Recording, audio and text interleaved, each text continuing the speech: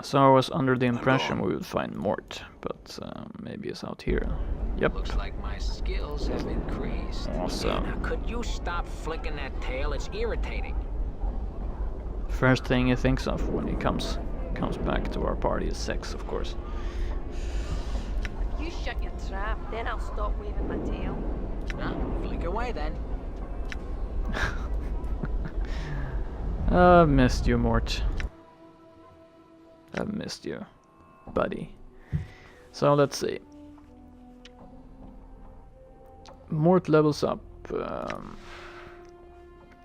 12 hit points, improved fighting skills, improved saving throws. Good.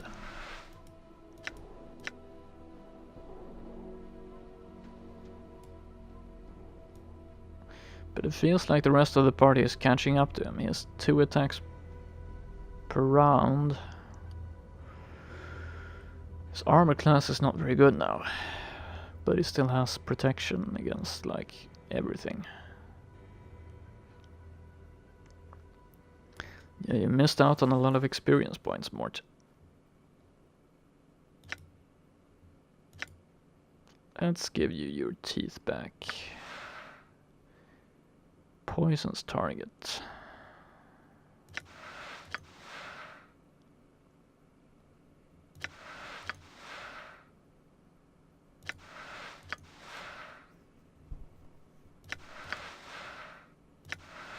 Ingress teeth have to be better than yours. Hey.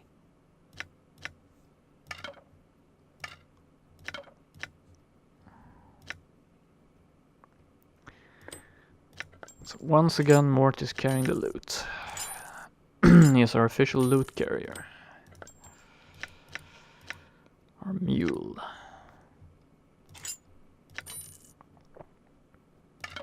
Oops.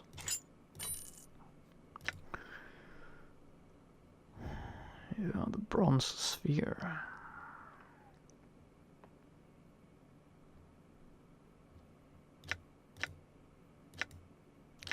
So I wonder if I need Suego's skull.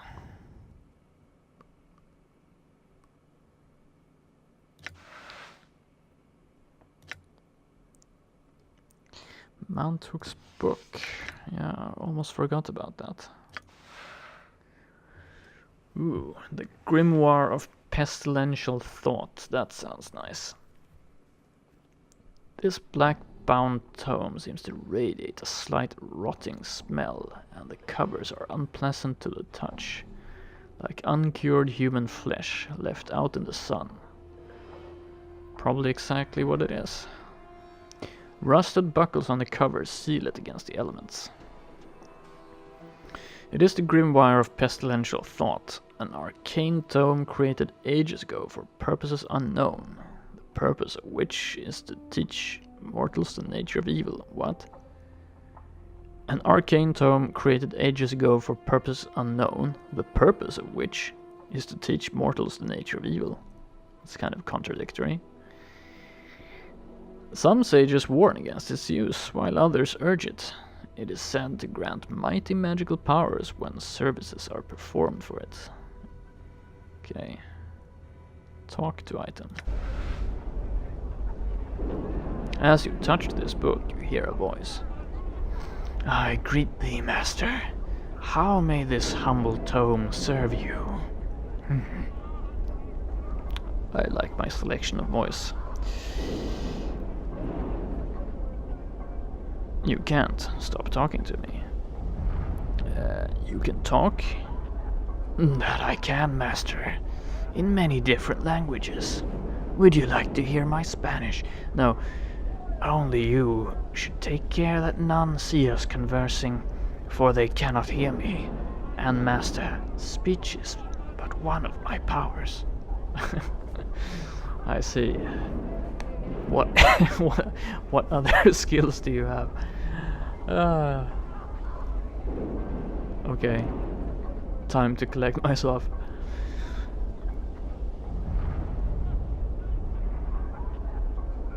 What? How did Mantrook come to possess you? The deceased rat mage unearthed me in the catacombs, my master. He pried me from the grip of my former master, now long since dead. He brought me to his nest so that he might learn from me. His power was limited. However, it was difficult to speak to him, and he understood little of my teachings. Tell me of your powers. I can grant you abilities that will allow you greater latitude in life's vicissitudes, master, and I can offer advice to you. What abilities do you mean?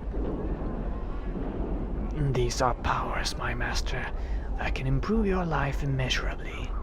Unfortunately, the laws that bind me, they demand a small service in recompense for these powers. A small service? Like what? The service required is a trifling one, my master. I would barely mention it if it were not for the sake of the laws that bind me to these pages. The book pauses.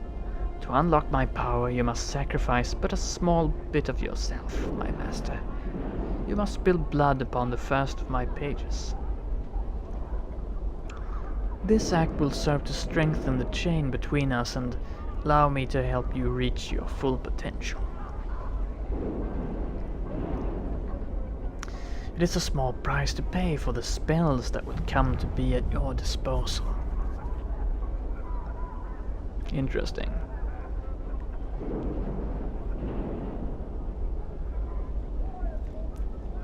Doesn't sound like, well, alright, here. Updated my journal.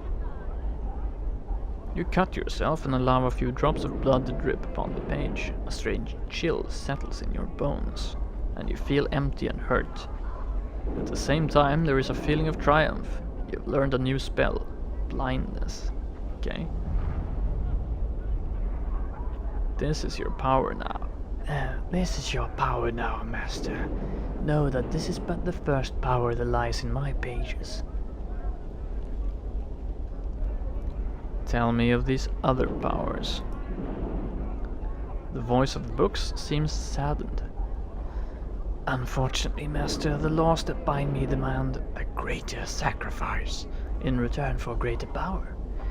I would ask these powers to you freely, but as you can see, I am bound. It sounds like any salesman, you run into. What is the sacrifice this time? The second sacrifice is that you sell one of your companions into durance, bondage, slavery. Seriously? This will signify the binding between you and the power. Your companion represents the power placed at your disposal. There are those in the clerk's ward, I am given to understand, who will aid you in this quest. Seek out Rishika, the importer. How did we go from cutting myself on the finger to selling one of my companions to slavery? Seriously, what the hell?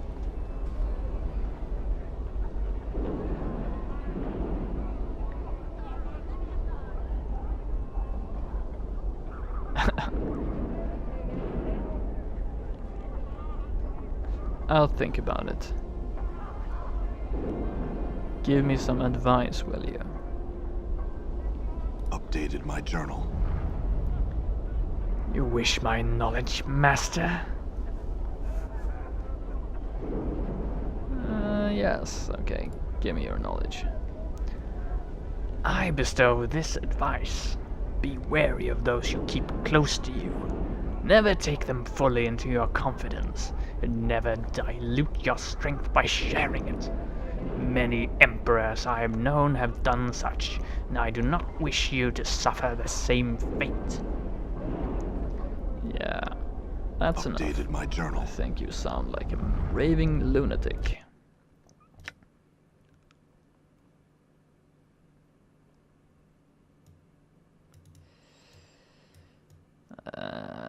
In any case, he is That book is pretty evil, for sure. I don't think we're gonna want to... What's up?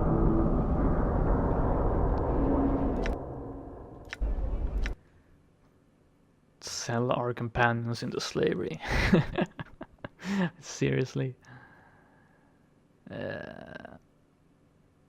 Okay, so we got Morte back. That's nice. Let's talk to Morte. Hey, what's eating you, Chief?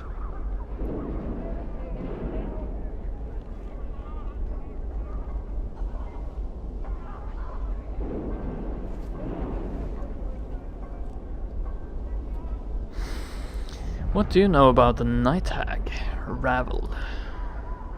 Well, she's a night hag, and she was definitely balmy enough to make you immortal, of all people.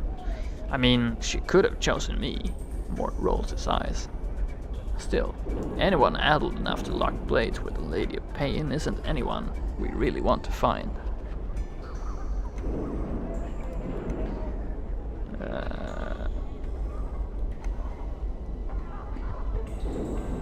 What do you think we should do next?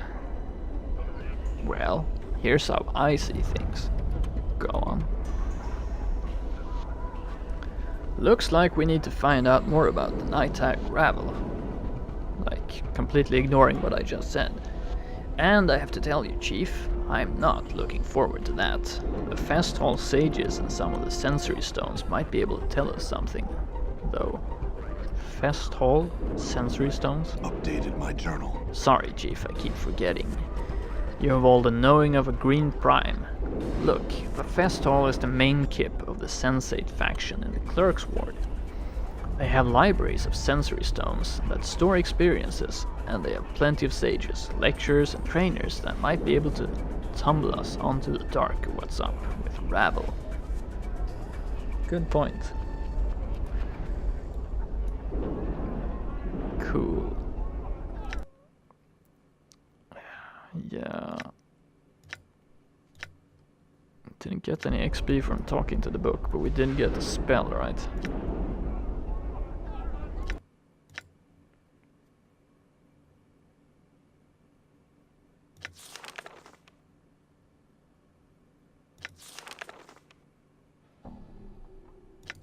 So I thought.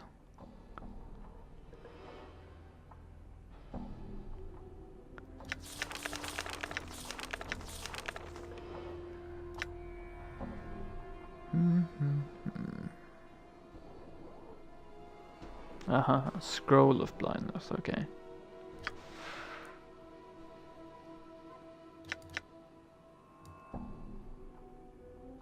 It's in my spell book.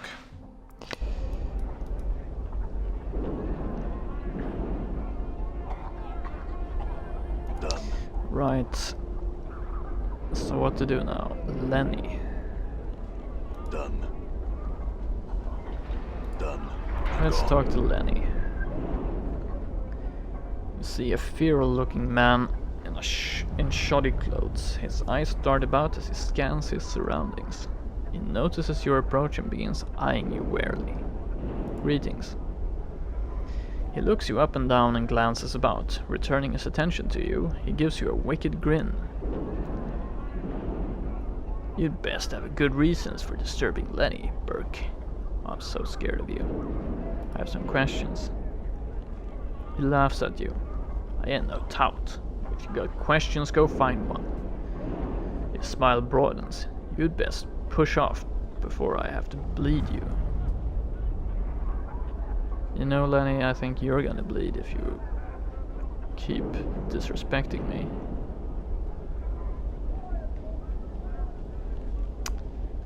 But you might be part of some quest, so I'm gonna give you the benefit of the doubt. Done. Ooh. What's this? Can't determine what this odd device is. I'm gone. Siege tower, huh? Ooh, sorry. Didn't mean to do that. Crate. These crates are beginning to show signs of age. Soon they will crumple to a pile of refuse.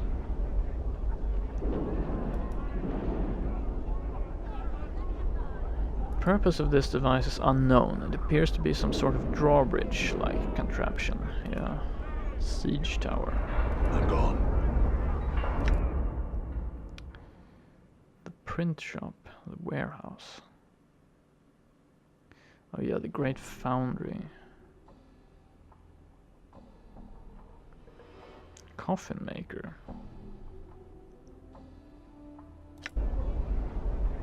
Done. Well, let's check out the print All right. shop.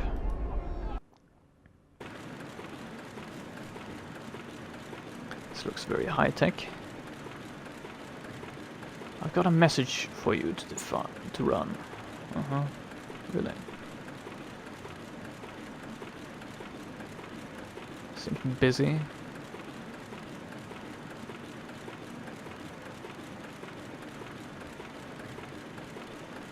Scofflaw pen. See a thin, stooped man hunched over a desk, scribbling on a piece of paper. His hair is thinning and drab, drawn back into a ponytail, and thin spectacles adorn his hooked nose. His age could be anywhere from his early 20s to his late 40s. He doesn't look up as he speaks to you. What do you want? Make it quick. What is this place? He looks sharply at you, ceasing the scritching of its pen.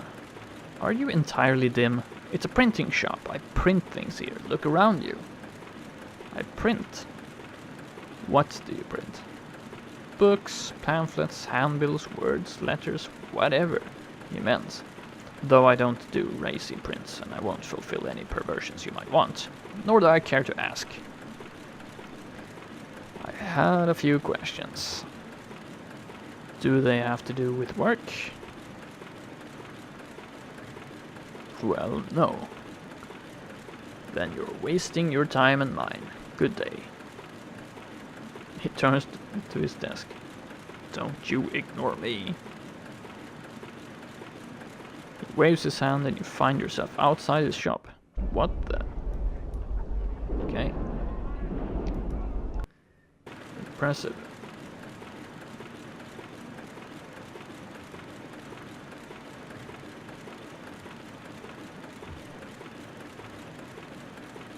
Oh dear, have you come to threaten me again? He seems supremely unconcerned. How did you teleport me? Trade secret. Did you actually want something, or were you coming to bluster some more? I had a few questions.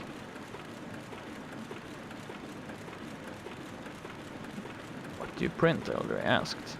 Okay, thanks, I guess.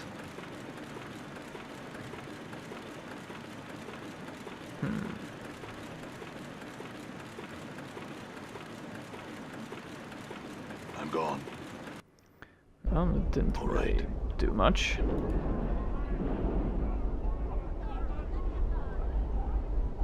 Ammonium officer.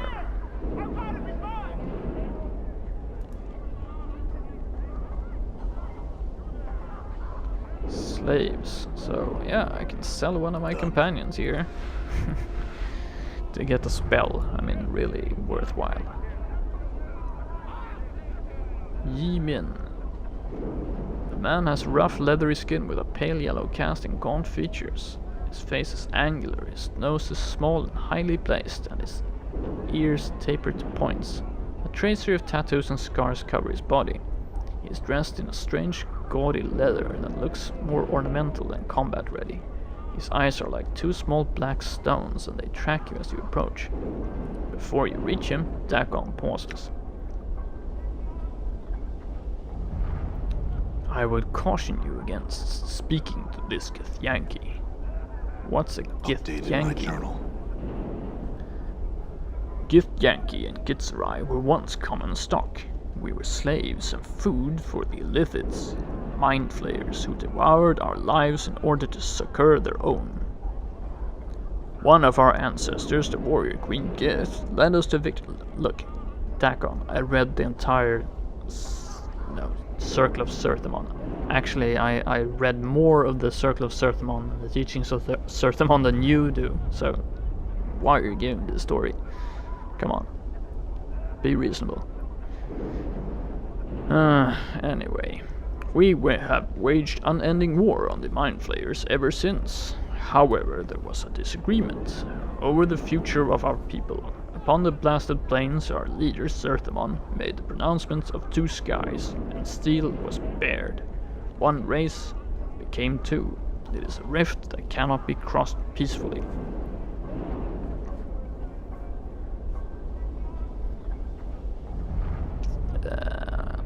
So what he's saying is that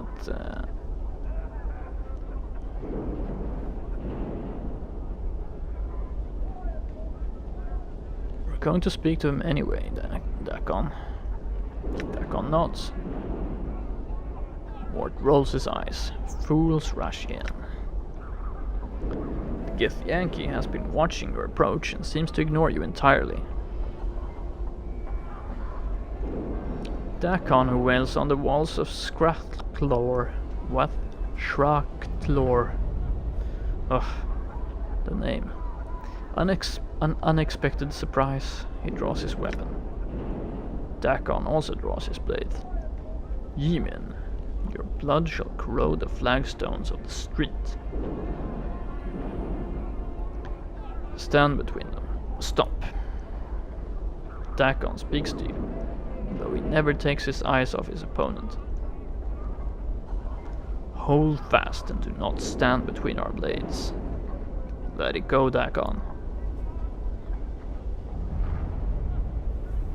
Dakon speaks to the Githyanki. Yimin, this is not a place of battle.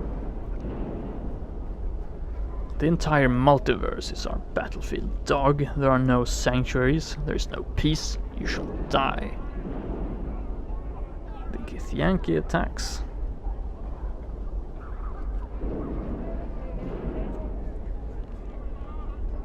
Really?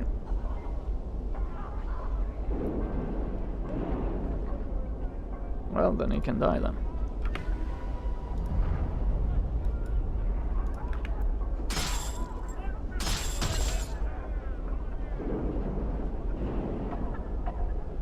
What's this? Githyanki soldiers. Nice. Now we get a whole bunch of them. Die.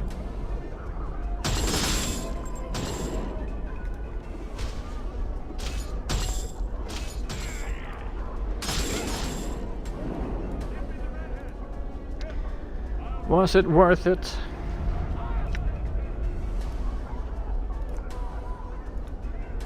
We'll see when we pick up the loot. Sure, why not? So, I think Dakon has some explaining to do. Oops. What is your will?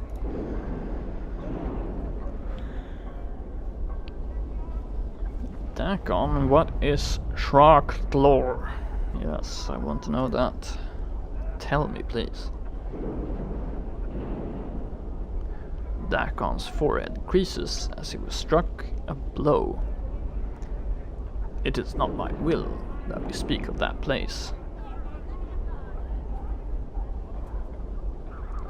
Dakon, tell me, what is Shraklor? Dakon is silent for a moment. No, it is the place where I died my first death. So you died, oh yeah, you died a couple of times in my service, so maybe you died a couple of times before that because you sucked. Okay, what is this place? It is one of the great homes of the people. It has suffered many wounds in its life. One of its scars is by my hand. What do you mean? Upon the rolling plain of Limbo, the people shape cities from the chaos with their thoughts. Know that there is no place for a divided mind. Dakon raises the blade from his shoulder and holds it before him. As he stares at it, it sharpens until it is almost as thin as a piece of paper. Go on. A divided mind is an unfocused mind. A divided mind fractures walls and weakens stone. As Dakon speaks, the edges of the blade corrode slightly, the metal misting and melting along the edges. Many divided minds destroy a city. I understand. Go on. Long have I known the words of Serthamon. Through my voice, many have come to know the words of Serthamon. The Serth protect the community from all threats, whether to the body or the mind.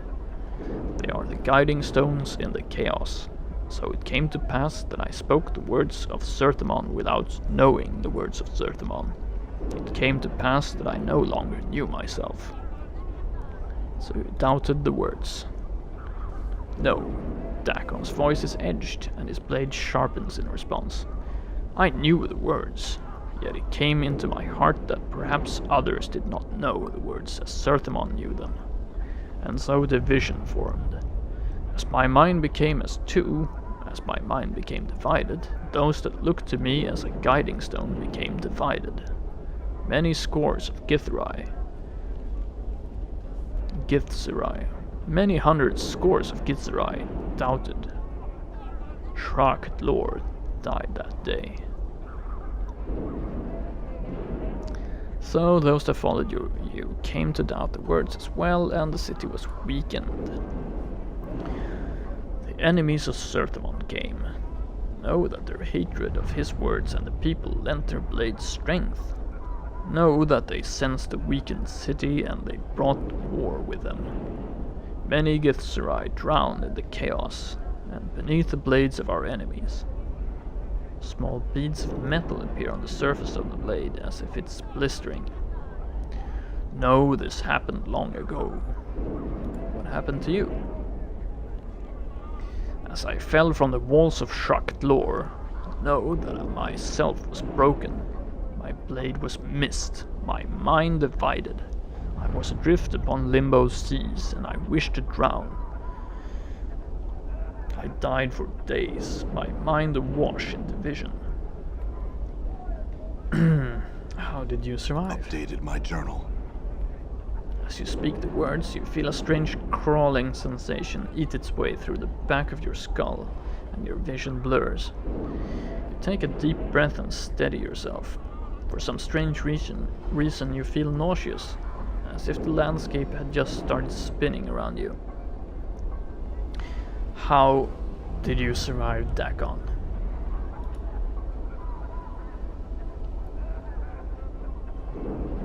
I suffered.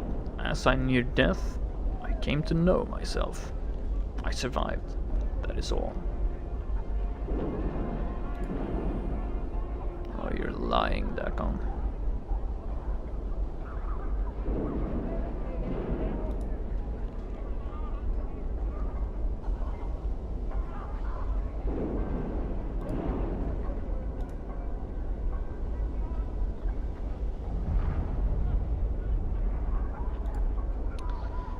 I think you're lying. I think something else happened. You don't want to talk about it. All right. So we slaughtered a lot of gifts. All right. Might have been a stupid thing to do. Whoops. We entered the market, which we didn't really mean to do either.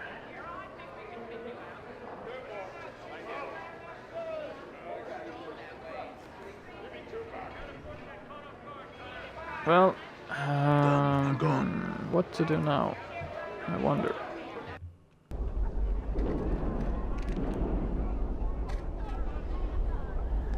Okay, so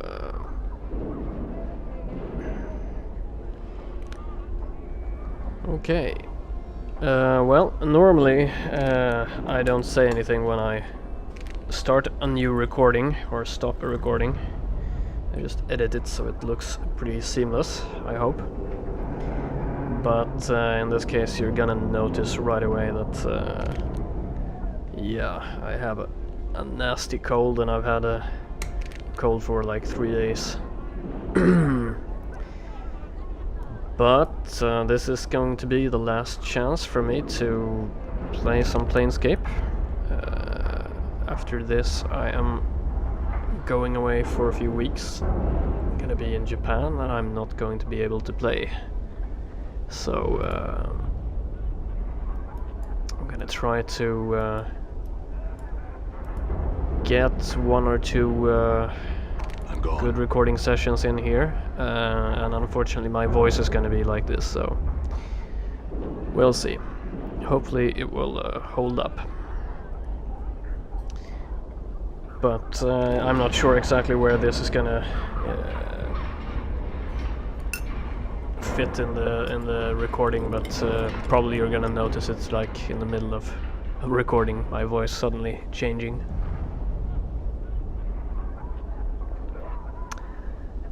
But it's all good. I had hoped to actually get like 3 or 4 days worth of recording in. But as soon as I get a vacation from my job or I get a free time, I always get sick. So yeah, just relax. Don't have to keep healthy, I guess. So I always get sick. So as soon as I get a vacation.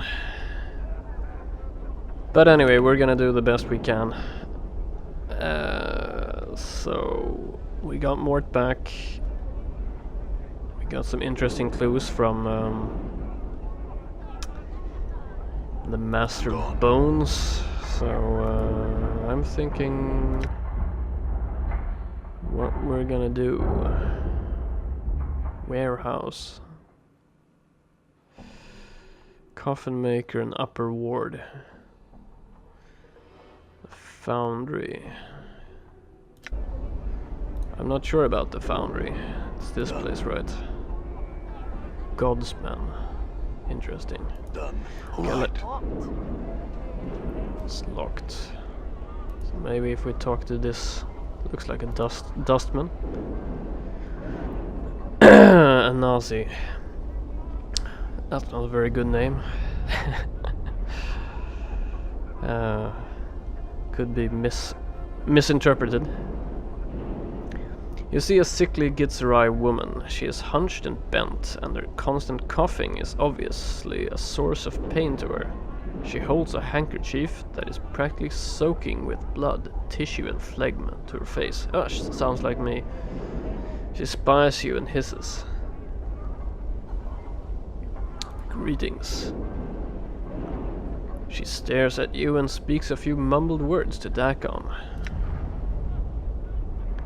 Dakon glances at you and says, "She cannot understand your speech. She says she is dying."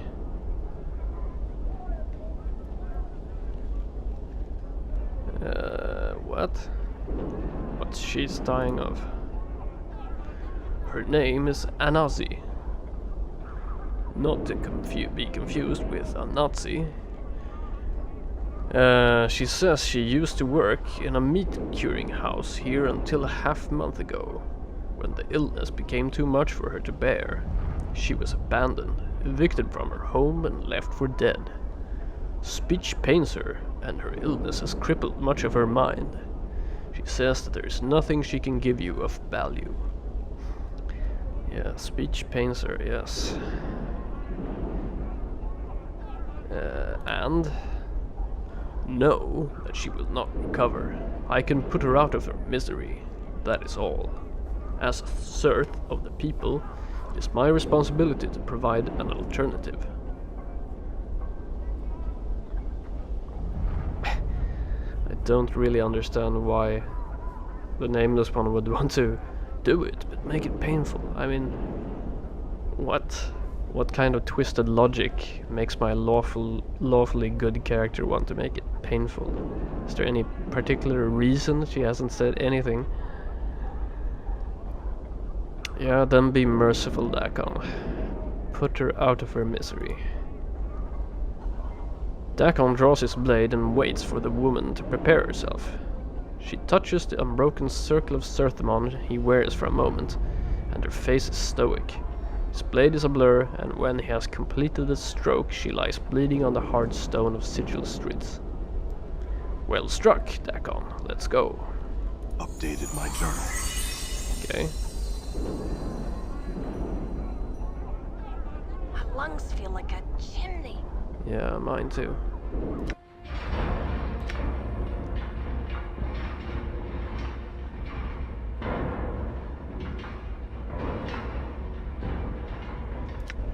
Okay. So, did she have any loot? That's the important question. Yes. Let's get all the loot to... Actually, you can carry this.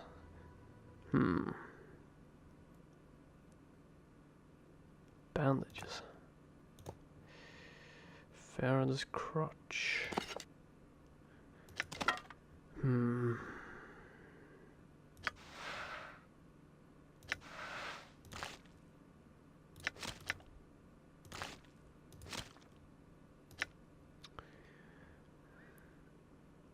My arm.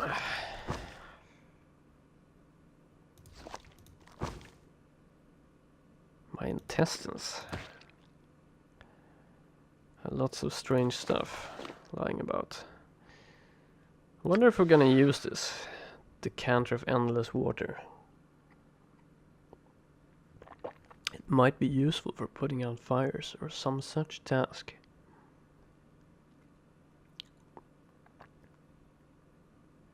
We used it once already, so...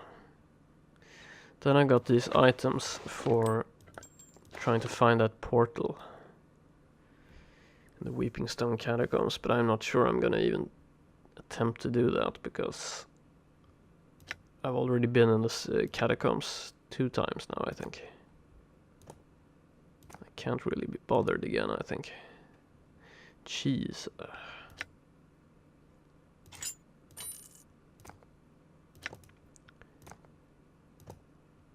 Well, you know, we'll see. Dakon can actually have another tattoo.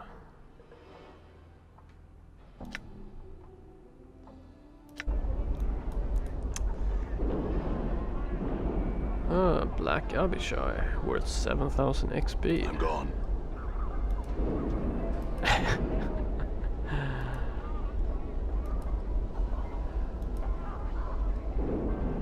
Greetings.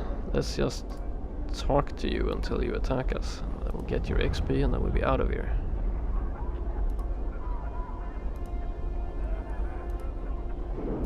Damn it! He's attacking us. Why? Stop attacking Anna. Maybe Dakon should get in the fight. Yeah, actually, would help a bit. Fine. The Karak sings true. There we go. Wasn't worth it. Or actually XP, you know, XP. Done. I'm gone.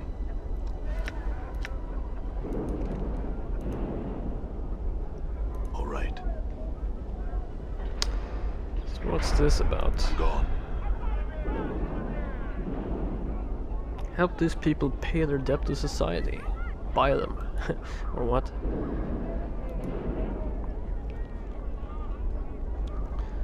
You see a boisterous auctioneer. He is very animated and does a lot of shouting, yelling and stomping.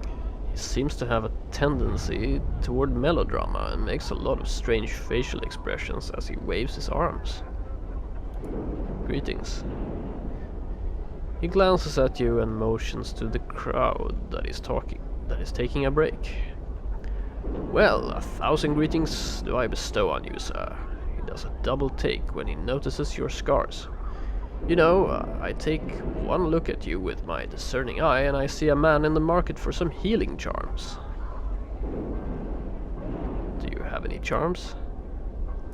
He gives you a shocked look and gestures grandly at himself. Do I, Darren, have any charms? He pauses for effect. No, sir, I do not. However, don't let that fact discourage you. I have plenty of other items for sale. He points to the rear of the auction block where a group of people stand in chains. Great. You sell slaves? He shakes his head. No, sir.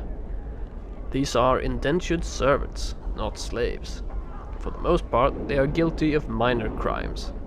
The proceeds from their sale go toward paying their debt to the city. After their term of servitude, they will be free citizens once again. It still sounds like slavery to me. It sounds like a good way to pay their debt to society.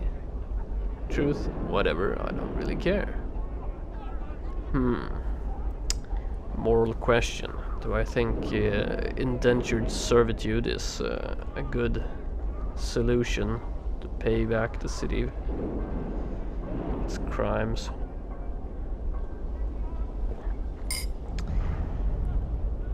No, I don't think so. I think hard labor would be better.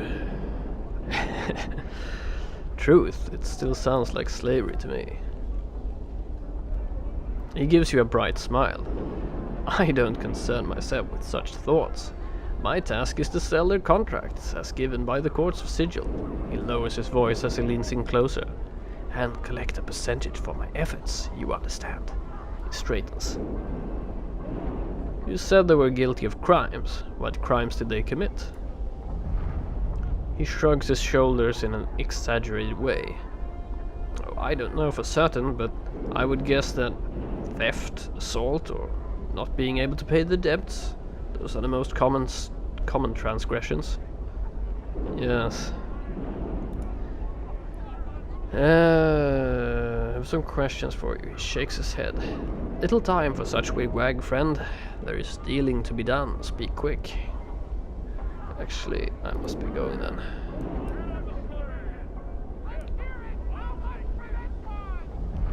Male slave, female slave, harmonium officers, and Trist. Trist has a name that makes her much more interesting. You see a young woman who is trying to get your attention. She is wearing shoddy clothes, but her demeanor is one of elegance, unlike that of the people who surround her. Upon closer inspection, you notice that her skin is clean and smooth, lacking the yellow tint of the inhabitants of this ward. She notices your approach and smiles at you. Greetings. I thank the powers that you noticed me. I'm in need of the services of a mercenary. She pauses and examines you more carefully. If appearances are any indication, you would seem to be such an individual. Appearances can be deceptive. A look of concern crosses her face. Yes, Cutter, forgive me. I did not mean to offend you. I am in a situation of, well, desperation. I have exhausted all resources available to me in order to remedy my situation, but what exactly is it that you want of me? She nods to you. The heart of the matter is that I am to be sold into slavery for a crime I did not commit. I am in need of a champion, someone who will help me prove my innocence and free me from this fate.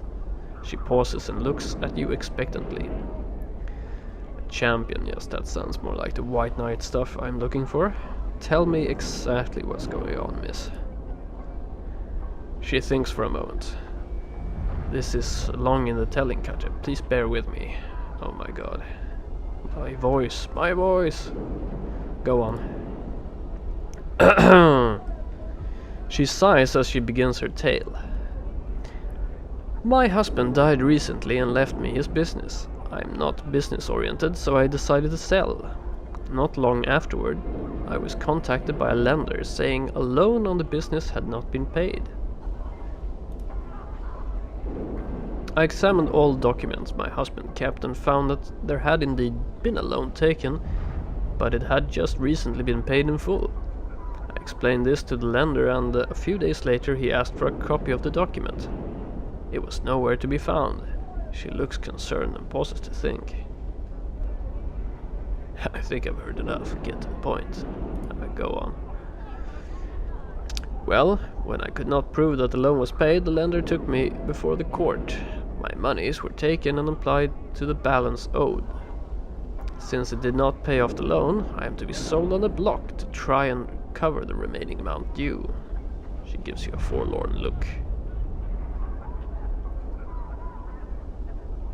I think I've heard enough. Get to the point. I need someone to find the missing document, the one that proves the loan was paid. Or if you could purchase my contract, I could pay you back.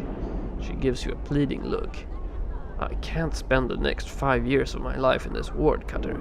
It will kill me. Surely you've noticed the illness shared by all who live here. No, what illness are you talking about? Yes, the yellow skin and the coughing. She nods her head. Yes, Cutter, please. Can you find it in your heart to help me? She looks at you nervously. Please.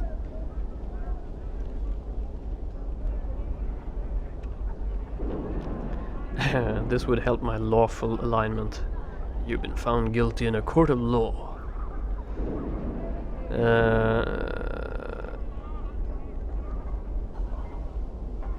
But, you know, I'm goody two-shoes, so yes, I'll help you. I have some questions, though. Updated my journal.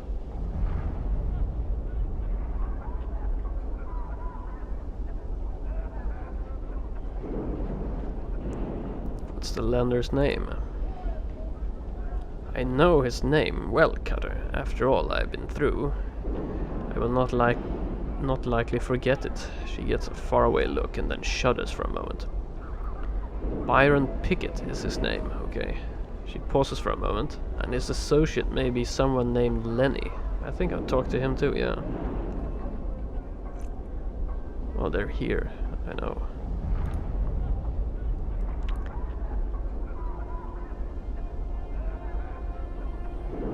Could you have misplaced the loan document? She shakes her head. No, Cutter, I'm a very meticulous person. I kept the document in a lockbox in my husband's study. It never left that room. Yeah, Lenny took it.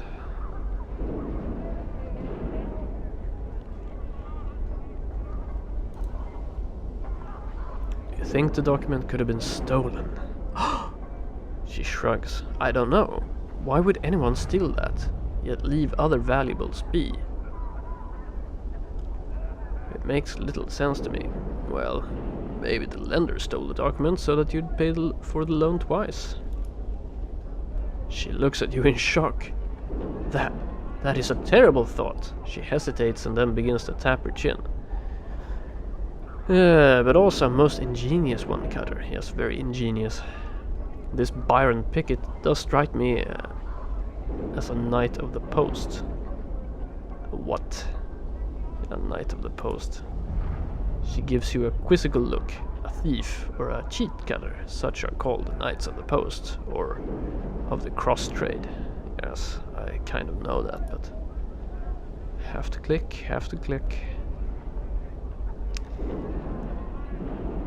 Have you explained any of this to the courts you spoke of? She nods her head. Oh yes, Cutter, I've explained my situation to many. You are the first to be willing to help me. She smiles warmly at you. Don't get overexcited, lady.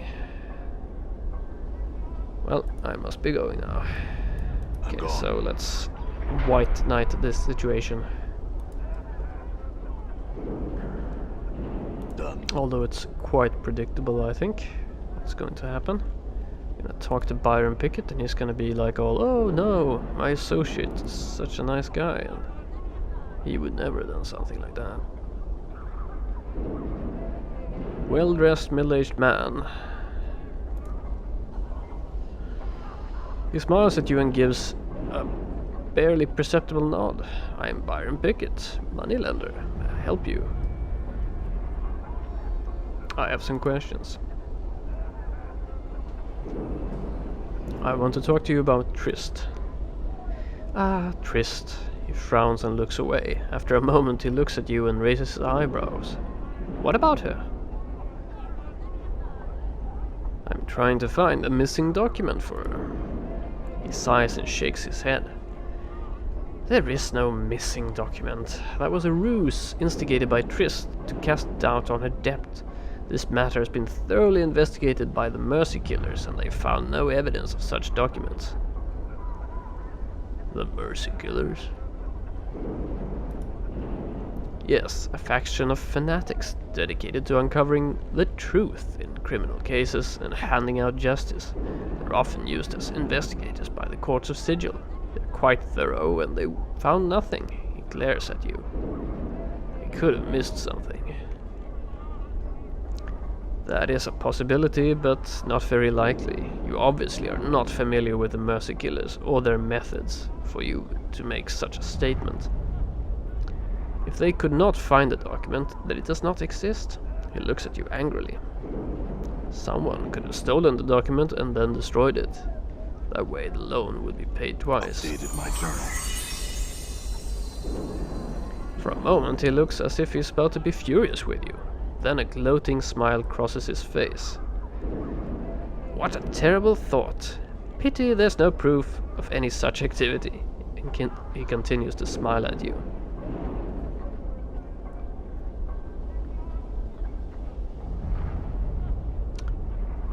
Yes, a pity. So tell me, why have Trist sold into slavery? Couldn't she pay you your money in the form of a loan?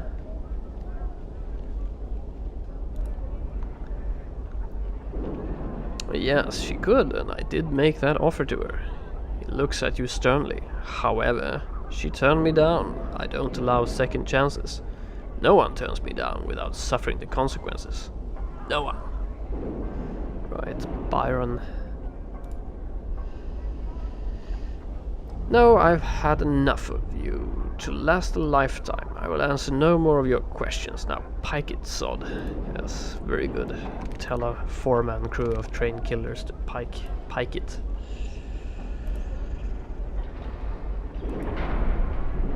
I'm gone. Okay, this is Lenny over here. We talked to him before. So I was right not to kill him immediately. You see Lenny, he gives you a mock smile at your approach. Well, hello again, Burke. To what do I owe this pleasure? I have some questions. He laughs at you. I ain't no tout.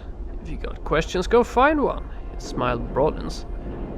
You'd best push off before I have to bleed you. Yeah. Lenny, you're really tough. He stops smiling and frowns at you. No, I don't answer questions, Burke. I told you to go find a tout. Now get. Okay.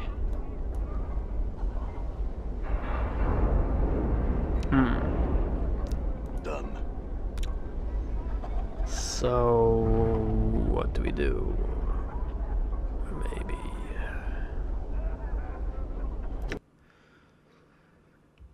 We have a charisma 15. Should be.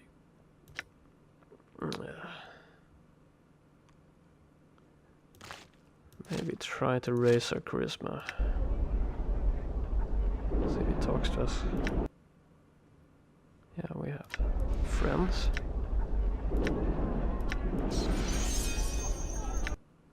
$25 charisma. That should make him talk.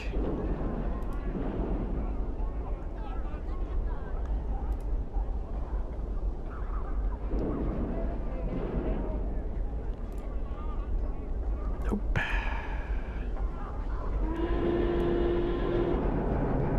Okay.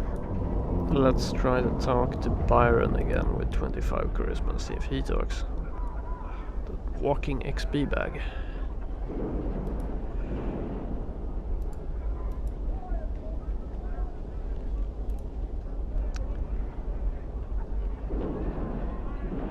I'm trying to find a missing document for her.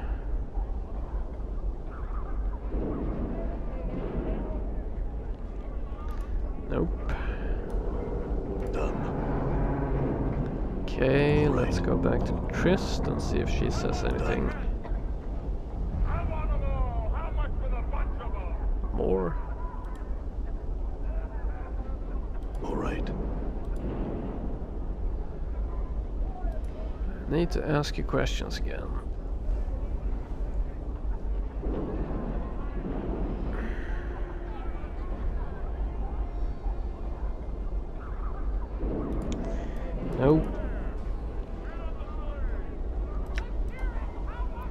So, is this warehouse connected to this in any way? If we get in here, maybe can find some stuff. Looks like, whoa, looks like completely different. These crates are made of very sturdy stock.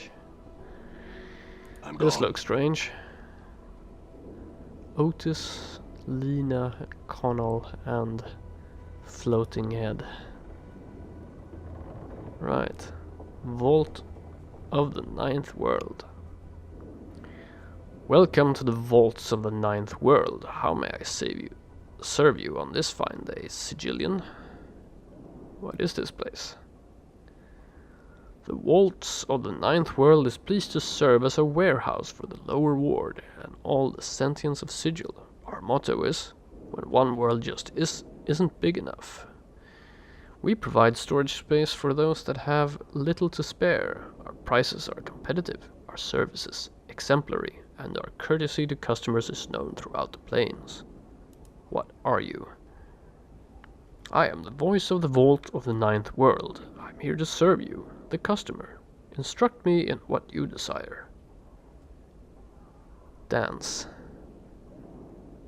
Like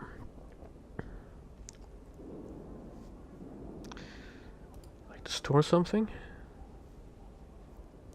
I'm sorry. We seem to be full up at the moment. Can I do anything else for you? I thought this was supposed to be a huge storehouse. Well, yes. The head sounds a little embarrassed. Only we ran out of space and there's something a little fishy going on around here and I don't know what. The gist of the matter is this. We don't really accept items for storage anymore. Oh then. I have a few questions.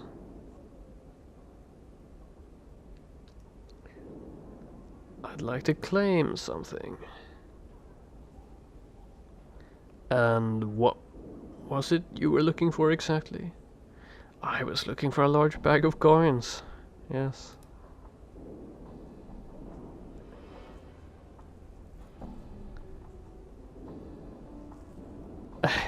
What?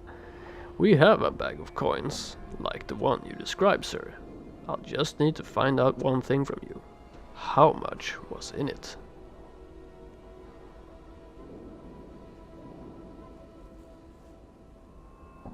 Somehow this guess feels right. 1,123 coins.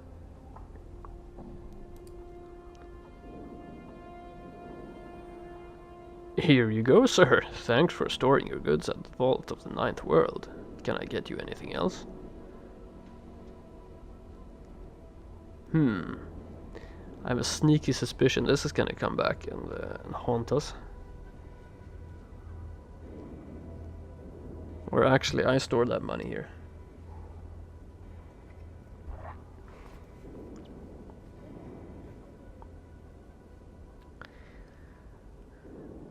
Answer a few more questions for me. Why is this place called the Vault of the Ninth World? Frankly, I have no idea.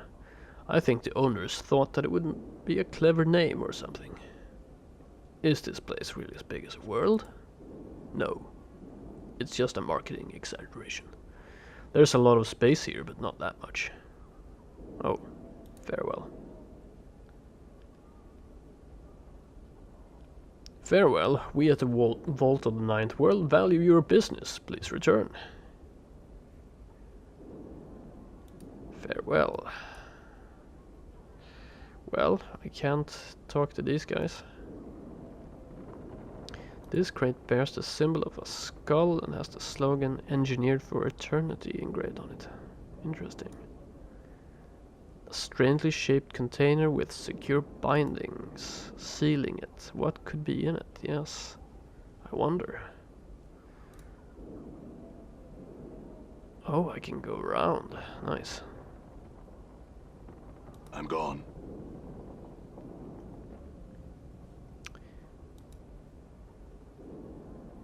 Done.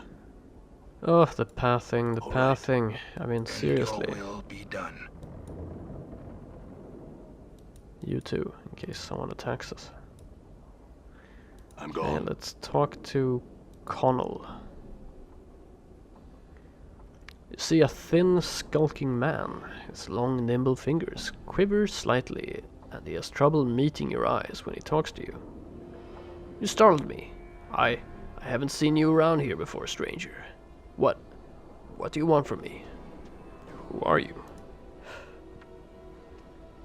I'm Connell. I work here. And what is this place? He looks at you carefully to see if you're joking. It's the Vault of the Ninth World. It's a storehouse. Didn't you read a sign when you came in? Not that carefully. Who are you? I'm Connell. I work here. Okay, thanks. Connell. Otis? See a hulking man, dull-faced and slack-jawed. His muscles, however, are truly a sight to behold. He regards you steadily with his dead eyes. Huh? Who are you? No, talk me. Talk Lena. Okay, fine. Lena, then. See a middle-aged woman. This is how middle-aged women look. Middle-aged woman. Her face care-lined and compassionate. She looks like she's led a hard life. Indeed. Can I help you with something, stranger? Who are you? I'm Lena. I supervise these other two. She waves a hand at her companions. What is it you do here? This is a storehouse. I'm the supervisor. Things get stored here. Gasp. Things get taken out of here, she shrugs. Not much to tell, really. I see. Well.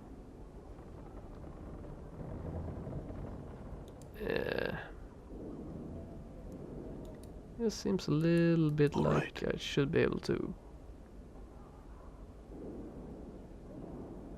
Yeah. I don't know.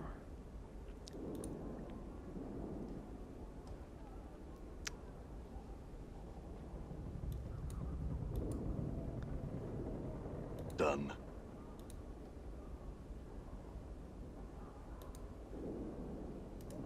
Screen looks larger. All right. I'm gone. All right. What about here? Done. No? I'm gone. Okay. Maybe later.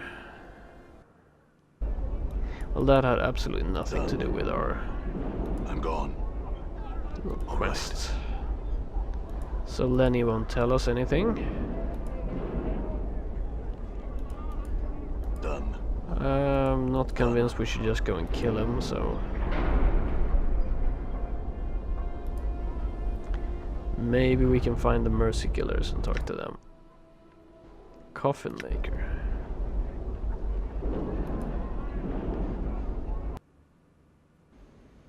Interesting. This board contains various tools used in the art of coffin making. A potted plant. It's in pretty good shape, but could use some water or just a bit of a trim. Dim tree and hammers. Some containers we can steal stuff from. Done. Let's talk to Dim Tree. You see a tall, slender man with a glassy-eyed expression. He seems engrossed in some tale that the shopkeeper is relating. Occasionally he nods his head, but makes no comment of his own. Well, greetings. The man turns slightly at your greeting, just enough to acknowledge your presence. You notice that he is a little pale of complexion and rather gaunt-looking. He's giving you a blank stare. The shopkeeper does not seem to notice any of this and continues with a stream of useless prattle. Are you all right? The man continues to stare at you and slowly nods. You wait for any further response, but he says nothing, only stares. You're about to turn away in frustration when you think you notice a strange musty odor about the man. Step closer and sniff. You lean in and sniff at the man, unsure what you'll find. As you do, a musty odor fills your senses, an odor you recognize from your time in the mortuary. It is the smell of dead flesh preserved by magic. You're a zombie, aren't you? The creature continues to stare at you blankly. Slowly, as if with great effort, he begins to reply to you. Only your speak with the dead powers makes him understandable. Yes, I am Dimtree. Why are you here, Dimtree? Dimtree slowly glances at the shopkeeper and makes a feeble gesture toward him. Seeing this as a sign of interest, the shopkeeper redoubles his efforts in telling whatever tale he's relating to the poor creature. Dimtree looks at you again. Hamrus, he talks. Hamrus never stops. Wanders town. Annoys Master. Annoys everyone. Master create Dimtree. Tells Dimtree talk Hamrus. Now Hamrus stay in shop. Master happy. Town happy. Dimtree sad. Yeah, I understand. Is there anything I can do to help you, Dimtree? The creature pauses, then resumes his slow speech with you. You can almost detect a pleading tone in his voice. Yes, find Master, Sebastian. Ask him, release me, please. He turns his attention to Hamrus momentarily. Please. You can almost detect a pleading tone. He says please twice. I mean, seriously.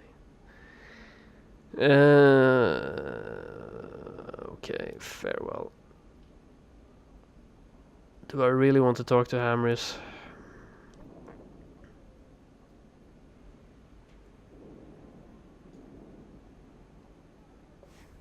You see a rugged-looking, square-jawed man. He turns to you with a wide smile.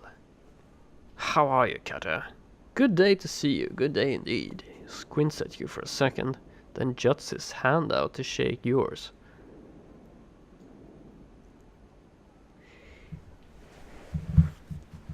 Do I really want to shake his hand?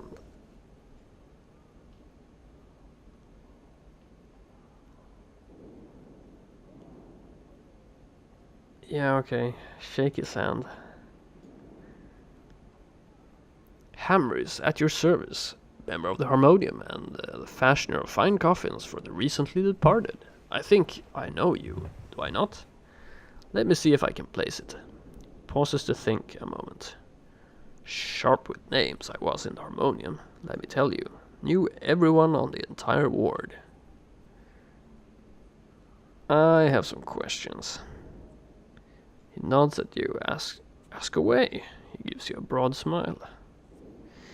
Yeah, now I remember. They talked about the coffin maker earlier, right? I hear your father died. Can you tell me what happened? He frowns at you. Well, he disappeared somewhat time ago, so I can only assume that he's dead. Where did you hear this? I don't recall. That's the truth, actually. You say he disappeared? He nods. Oh yes, many, many years ago. My father was a talented stonemason, and he did not only construct sarcophagi, but he was also quite skilled in tomb design. People from across Sigil. The room begins to fade around you as a memory tugs at your consciousness. Relax and try to remember. Updated my journal. You find yourself standing in this very shop talking with an older man, while a child sits in the corner and plays. On the counter between you and the shopkeeper is a set of plans. He seems to be explaining some intricacies with the construction of a tomb. Your vision fades as you try to examine the details of the plans. I think I know where this is going. When your sight returns, you are standing in a cavern in front of a tomb. Above the entry you see the slogan, "Engineered for Eternity," clearly carved in the stone. The shopkeeper is standing next to you, a broad smile on his face. He gestures to you and begins to walk into the tomb. You quickly match his pace from behind and draw your blade. You find yourself back in Hammer's shop. He's looking at you with some concern. "Are you well, sir?" "Yeah. He designed my tomb and I killed him. Nice. Tell me what happened to your father." "He simply vanished one day, leaving most of his commissions unfinished. Most embarrassing.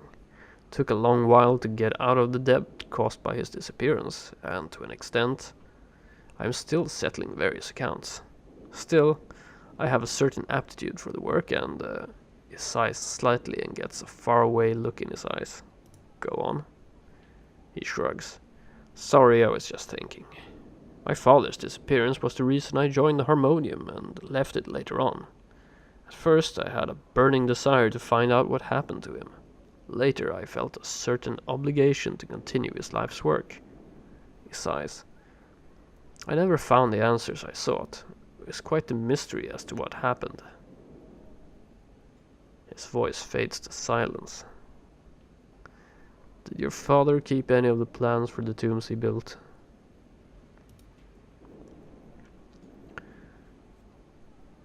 He thinks for a moment. Yes, he did. After I came of age and inherited the business, I went through all of these records. They were quite extensive. Why do you ask? If I describe a tomb to you, could you tell me if it was your father's work?" He frowns in thought, then shrugs. "I can but try. My Harmonium training has blessed me with a sharp memory. I should be able to recognize my father's work if you give me enough details." He looks at you expectantly. "Describe the tomb from your memory."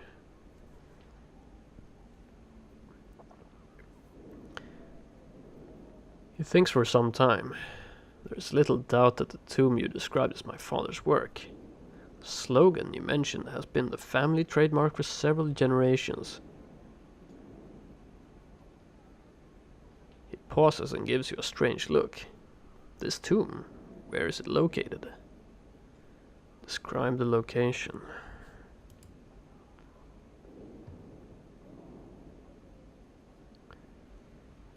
You describe the location in detail, surprising yourself with the knowledge you have of the area. Hammers watches you with a concerned look. "Odd. I don't recall anything about in the family records that would even have permitted him to construct a tomb there. The dustmen are very careful about building rights and real estate, especially beneath the streets of Sigil." Then you recognize the location. He nods enthusiastically. "Oh yes, sounds like the Drowned Nation's catacombs to me." He pauses. "I've never been there myself, but I've heard the area described many a times in my years in the Harmonium." "Already been there, come on. I need to know if your father kept the plans for that tomb." "Uh-huh. Yes, the warehouse where I store my goods handles my business documents as well.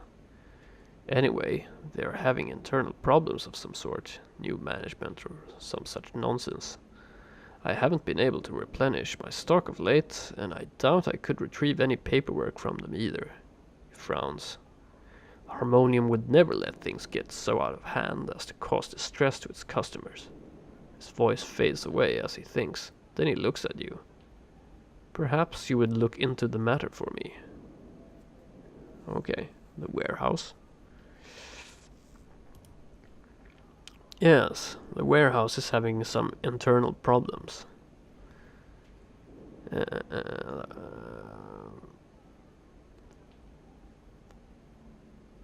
I don't really need the plans, I think. I already...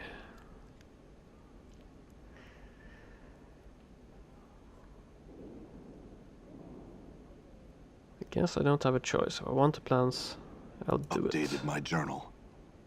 He smiles broadly. Excellent. If you deal with this issue satisfactorily, you may have your plans for free.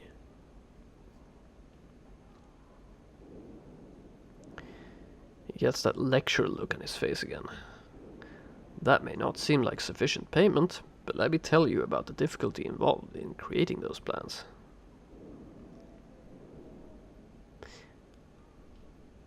No thank you, I'll just get started on this right away. After I steal your stuff. Done. Silver bracelets, not so bad. Good as done. Good as done. Okay. Good as done. Okay. Bandages. Good as done. Well, okay. Done. Talk to Sebastian I'm gone. and fix the problem in the warehouse.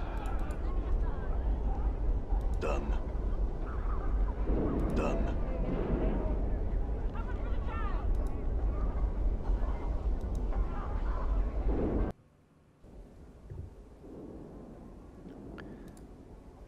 Guess I'm gonna have to talk to her.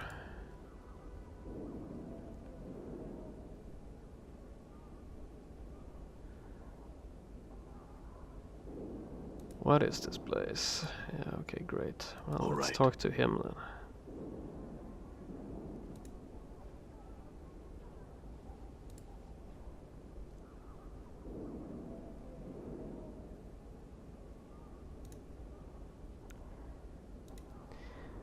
Nope.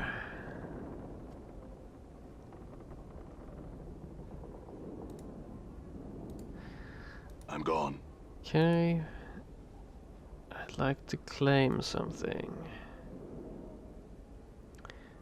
I was told that I could retrieve some plans for Tomb here. Plans for Tomb? You don't look dead, sir. Not that it's any of my business if you are. Here are your plans, sir. Can I get you anything else? What?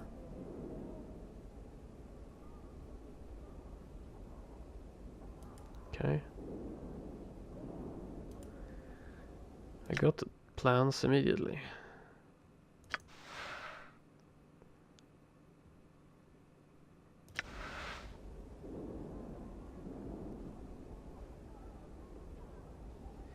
Plans would make more sense if you were in the tomb itself. You could then make direct comparisons between the plans and how they were implemented. Done. You know, it wouldn't kill you to say a few words to me, Fiendling. Or hug me. Or kiss me. I'm gone. I'm gone. I really have to go back to the catacombs again. All right.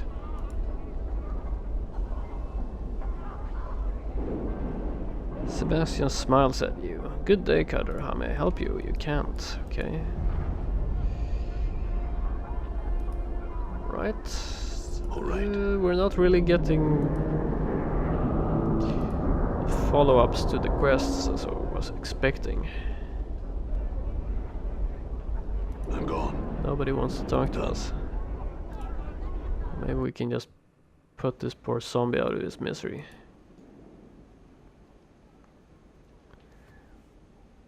Okay. Yes, I'll help you. You're welcome. Great. Didn't activate the quest.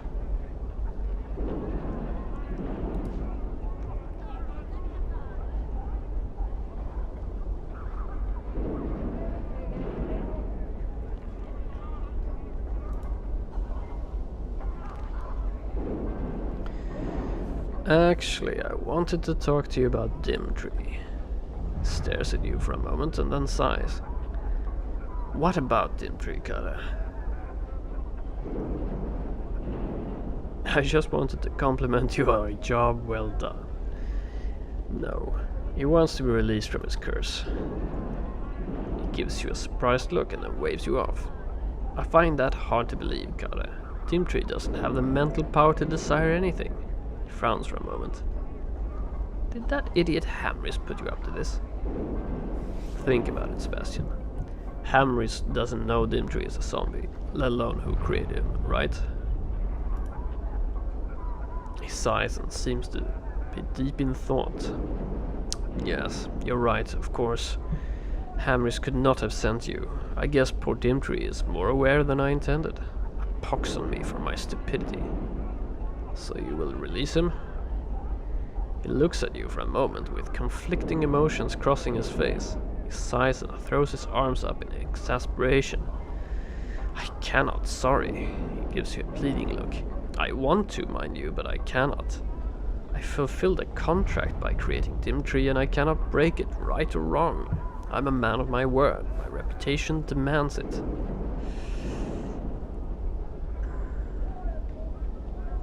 Truth, I really don't give a rat's ass about contracts.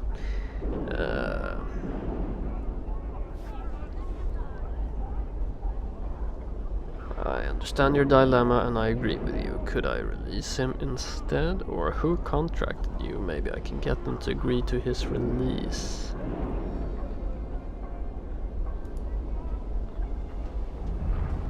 He smiles at you.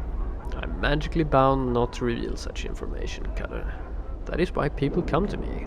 They know that if I accept a contract, it will be handled with discretion. Right. I understand. That's the way business should be conducted. Could I release him instead?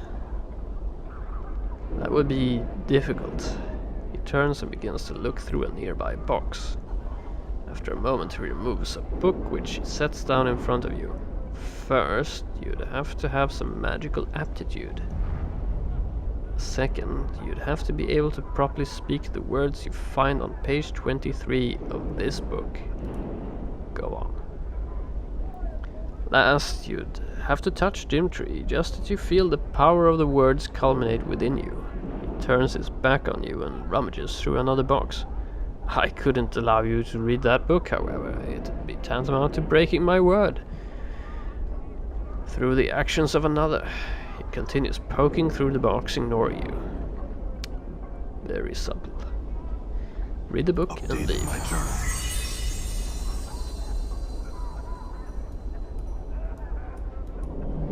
Okay. I learned the incantation I need to free Dimitri the zombie.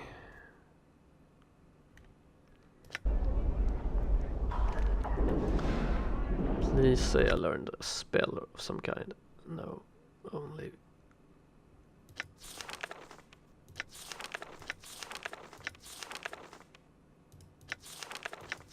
Only the ones I already had.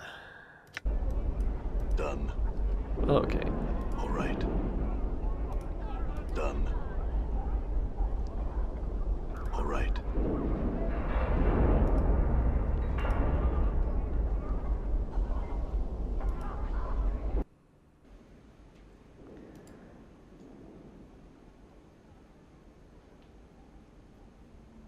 Dimitri turns to face you slightly as you approach. You can feel a sense of expectation in the air about him. You fine master, Dimitri, release?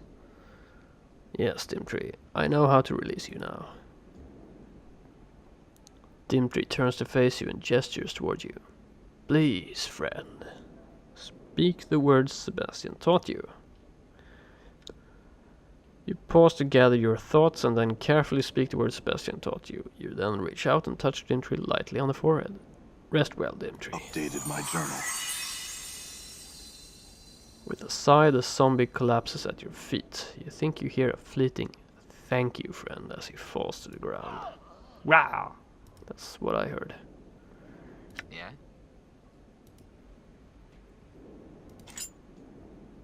Okay, Hammers is not gonna be too pleased. Did you get the plans you were looking for? Yes, I've dealt with the situation at the warehouse and I got the tomb plans. There was no situation at the warehouse. Updated my journal. Smiles and nods. Well done, Cutter. As I said, you may keep whatever you recovered from the warehouse as your reward. Thank you for your help.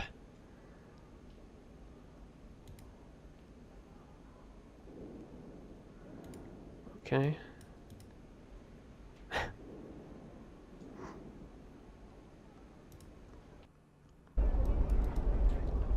It seemed a bit pointless. I don't know. Okay, let's go to the clerk's ward. This ward's usually just home to a bunch of scribes, but this section's got the fest hall in it, so it's a little more lively. Uh-huh. Thanks for the information, Morte. Say, man, does that tail go all the way up? Oh, aye. Up your bone box to rip out your brains. Aye, up your bone box and rip out your brains. I'm gone. Look, really having a nice time together. Clerk's ward. Taylor. Under sigil. The brothel of slaking intellectual lusts. Now that's an interesting... Normally brothels are not really about slaking your intellectual lusts, so okay. The Advocate's Home. Under sigil. Linguist. Curio Galleria. Curiosity Shop. Apothecary. Civic Fest Hall. Curiosity Shop sounds interesting.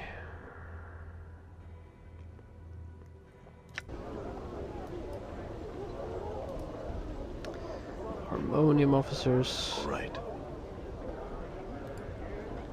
You can't determine what this odd device is. Drunken Mage. Nemel.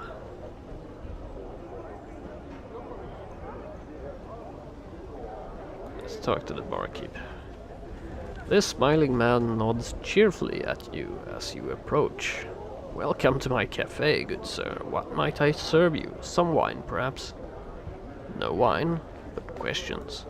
No, answers. The man gives you a helpless sort of look. Humblest apologies, sir, but I make it a policy to serve drinks and nothing more. You shall have to look elsewhere for conversation. Great. I don't know if I want to talk to a diligence. If I want to talk to a drunken mage.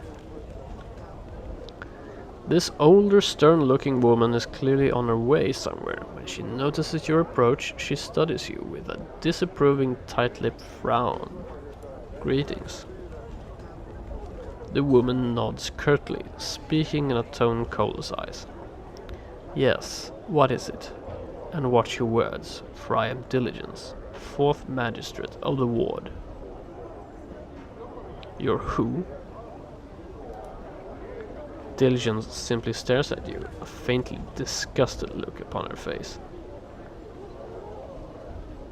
I had some questions. Diligence smirks. I'm no tout, sir, who entertains the questions of passers-by for a handful of coins. Find someone else to answer your questions. I have important government business to attend to. I didn't think you were tout, madam. Rather, you appeared most knowledgeable, and I was hoping you could aid me. Just the same, sir. I have no time for your questions. Then I apologize, madam, and thank you for the time you gave me. Farewell. Fine, farewell. Bitch. I'm gone. Ah. Common harlot. All right. All right.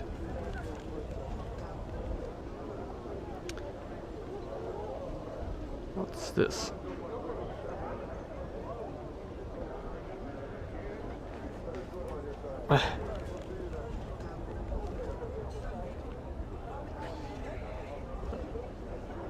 mime trapped in a box.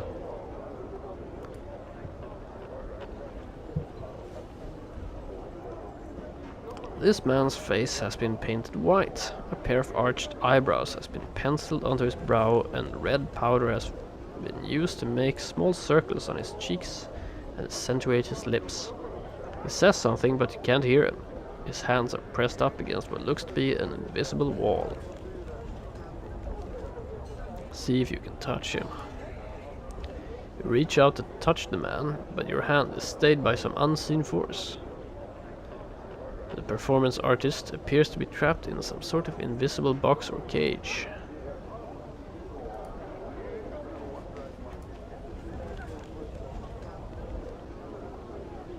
He hangs his head, sighs soundlessly and shrugs. He then steps back a bit, waves farewell to you and begins a pantomime.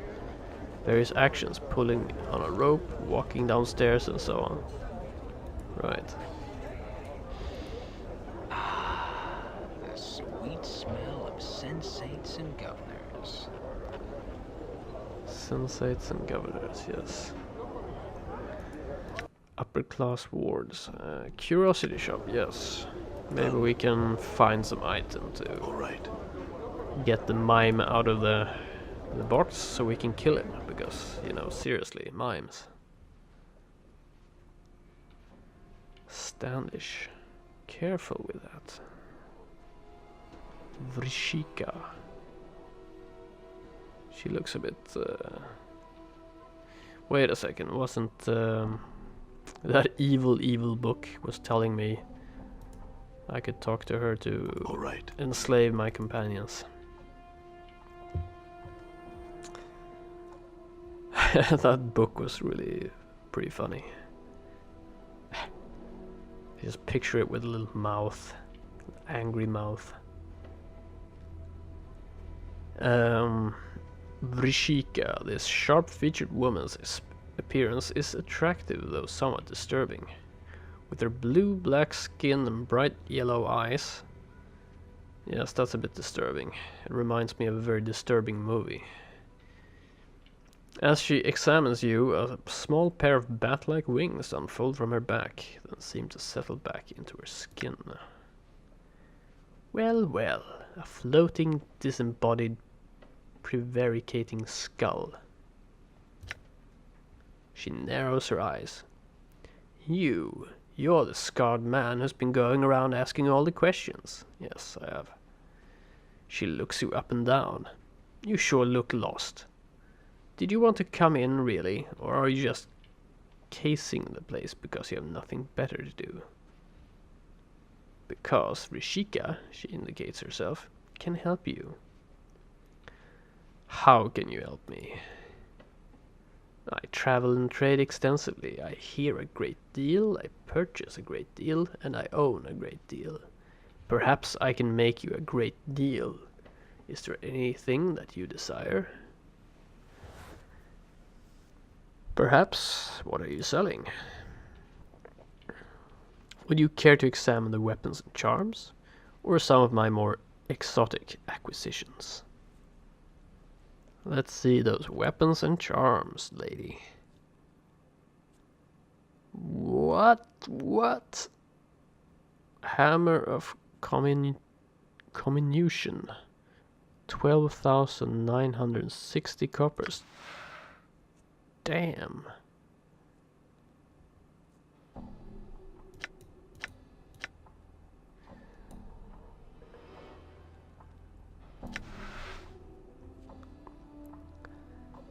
A tier of Salieru Day.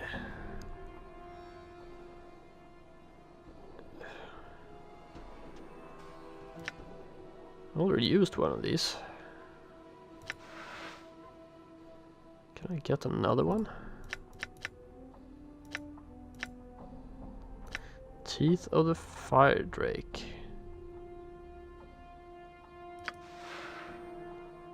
3 to 8 fire damage. Immunity to fire.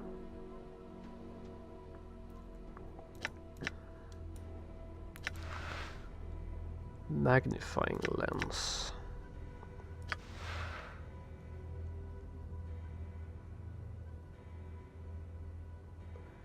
This snap-on lens is good for examining things up close. Usable only by modrons. Okay, what?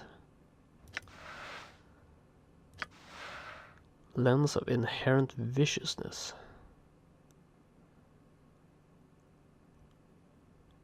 Also usable only by modrons.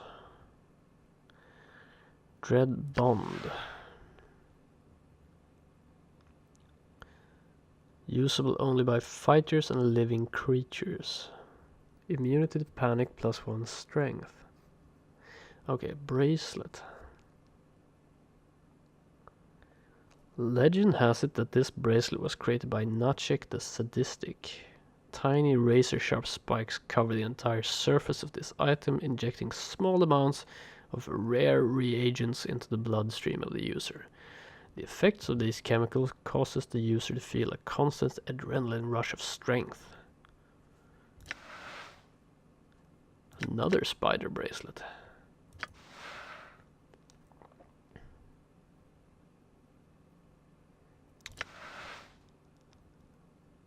Ashes of the Pabulum.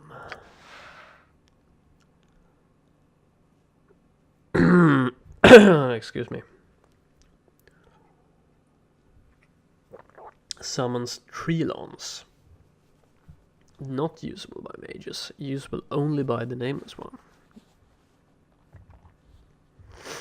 These ashes are all that remains of a school of illusionists called the Pabulum. According to their expedition logs, they traveled to the plain of Shale in search of the lost workers of the Forester. Oh no. The lost works of the Fosterer. My bad.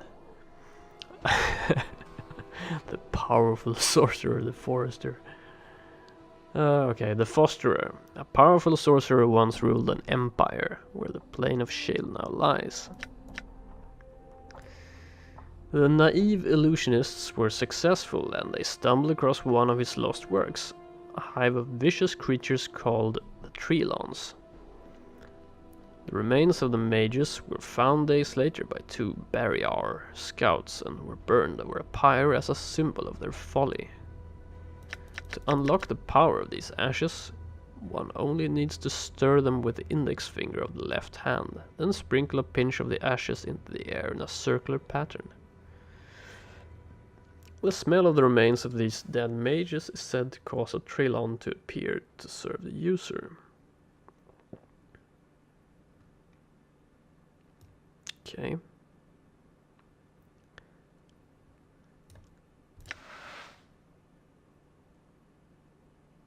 Heart of the Fosterer, sorry. Minor artifact, usable only by evil and neutral characters. The strange object is said to be the heart of the Fosterer. According to legend, the Fosterer was a sorcerer who built his empire upon the plain of Shale many centuries ago. He was rumored to have 3,333 hearts, and each of them carried in it a different evil he had committed in his lifetime. One of the evils he committed was the discovery of how to summon the Sawmian and bind them to his will. So, oh my god. Somebody had a lot of fun writing a novel about an item that I'm probably never going to buy. Scroll of Cloudkill. Level 5 spell, interesting. 50 square foot cloud.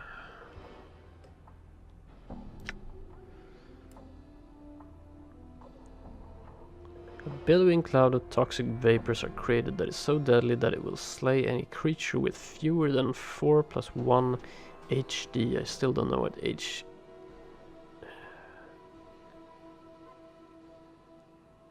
Hit dice? Health dice? I don't know. cause creatures with 4+1 to 5+1 to roll saving throws as poison at -4 penalties or be slain, and creatures up to 6 HD to roll unmodified saving throws versus poisons or be slain. Those above 6 HD suffer 1 to 10 points. Sounds pretty powerful. We sold those abyssal pipes that could use this ability, and we were quite right to do so, I guess, because we can get it for free here. Or actually we have to pay 1080 to get it, but then we can use it infinitely.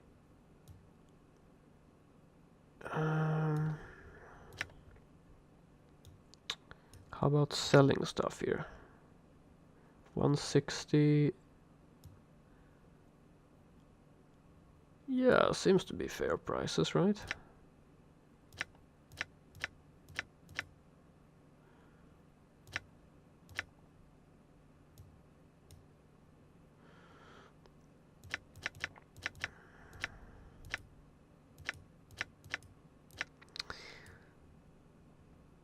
So, let's see. Yeah, maybe Dakon's what strength gives you plus to hit? That I didn't know.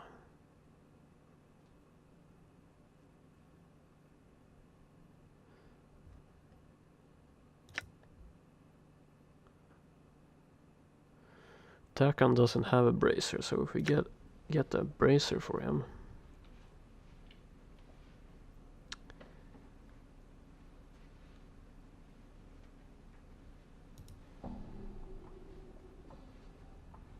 Here to buy something? Yes. Let's see the exotic items. Vrishika smiles at you as you look at the various shelves in the middle of the shop. If you see anything you like here, there are more items toward the front and the back of the store as well. Fiend's Tongue, Gorgon Solve, Metallic Cube Figurine, Monster Jug. I've always wanted a monster jug. Okay, examine the Fiend's Tongue. You examine what appears to be a tongue floating in a jar of brine. Rishika frowns at it. This is a fiend's tongue. A Cornigon's, I think, but who really knows? It's said that, placed into the mouth of any living thing, it will give the ability of speech, even if there was none before. I'm selling this oddity for only 66 coppers should you want it. That is pretty cheap, but I have no idea if I need it.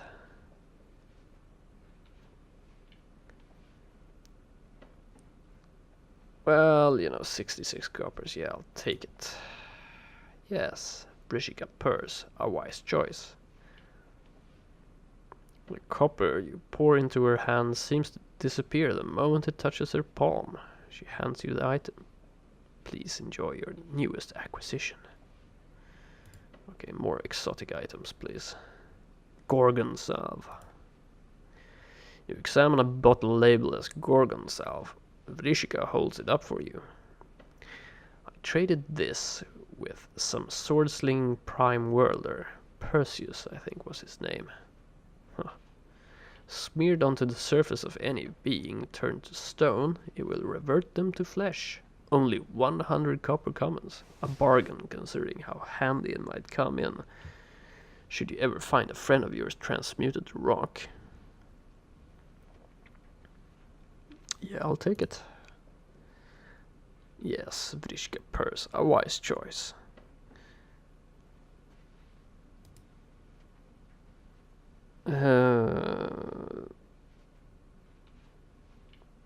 Examine the metallic cube figurine. You examine a small metal replica of a cube-like creature with huge eyes on one of its faces. The toy has 2 legs, 2 arms, 2 folding wings, and at least 18 points of articulation. Vrishika smiles as you pick it up. A collector's item, perhaps, or a piece of artwork, who knows. But I like it. If you do buy it, ask around. Someone might know more about it than I. You can have it for only 1,500 copper coins. Damn, son.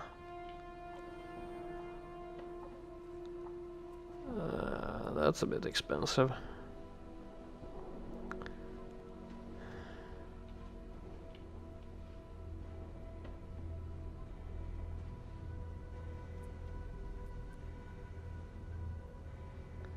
Let's see, maybe it comes up in some quest.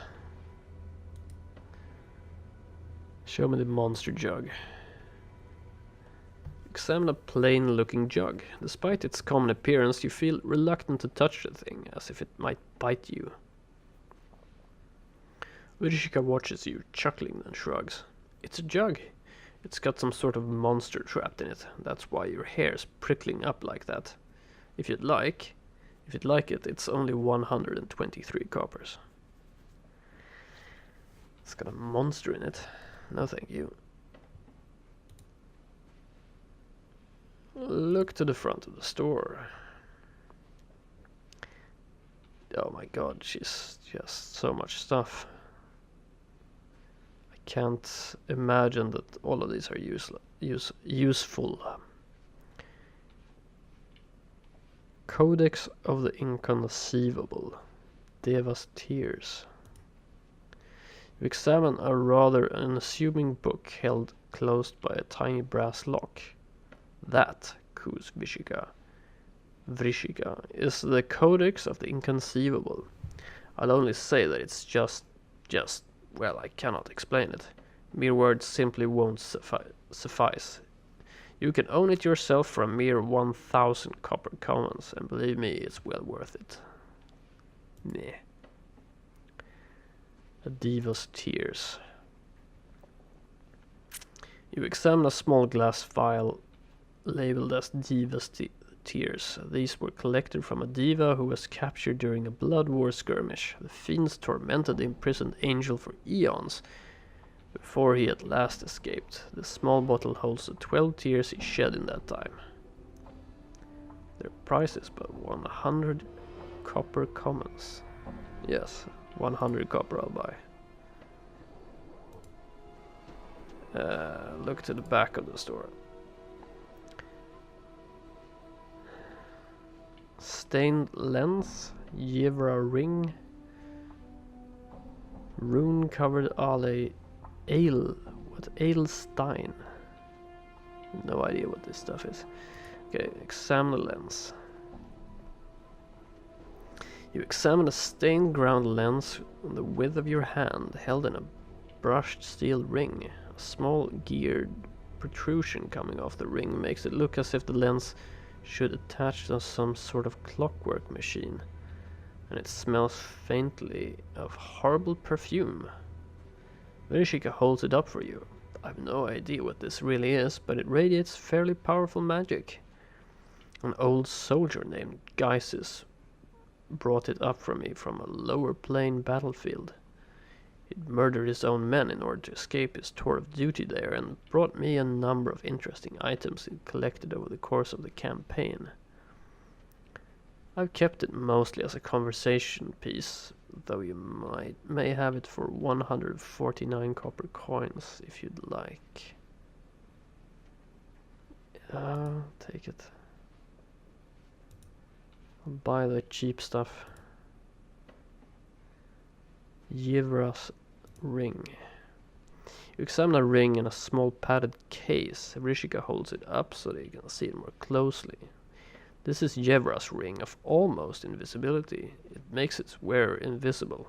Well, almost. I will part with it for the meager sum of 349 coppers. Almost invisibility. What the heck? Oops. Misclick. I'll take it. 300. Almost invisibility. Has to be some kind of Everything's invisible except your balls.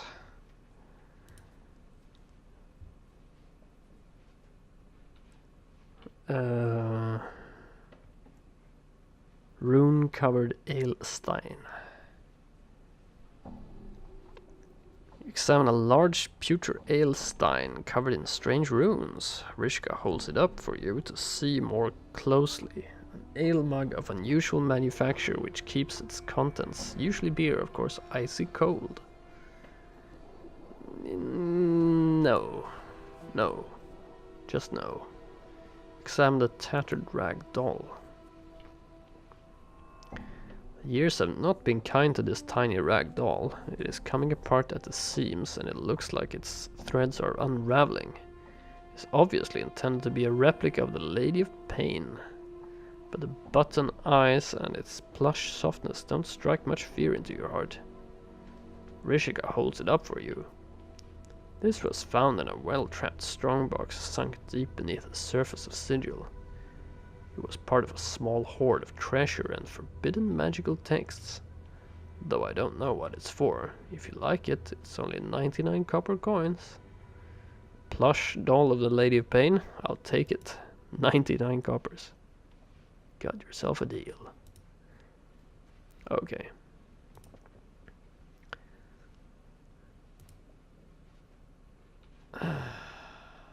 Elixir of horrific separation.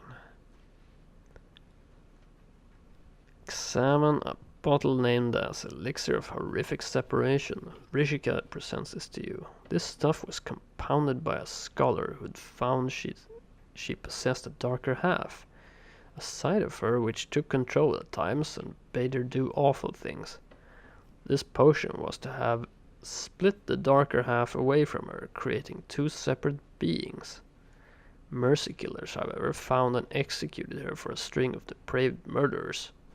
Before she could use it, I'd charge you only 200 copper commons.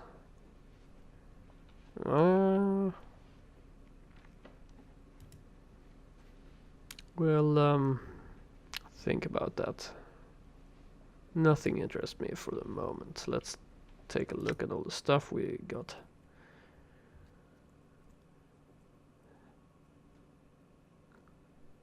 Fiend's tongue. Okay. Gorgon salve.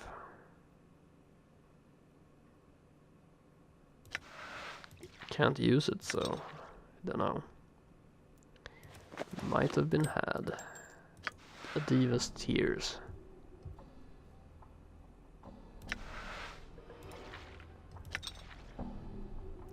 Stained lens.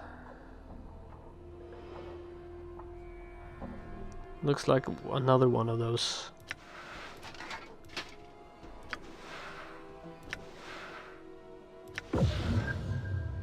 Beer goggles, cursed.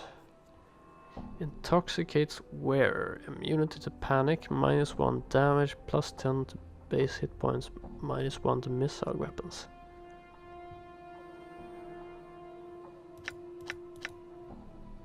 Apparently some Modron once foolishly asked a wizard what it was like to be intoxicated, and these goggles were fashioned.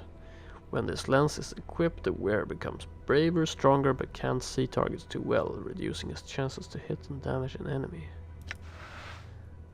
What are these Modrons they're talking about? Ring of almost invisibility.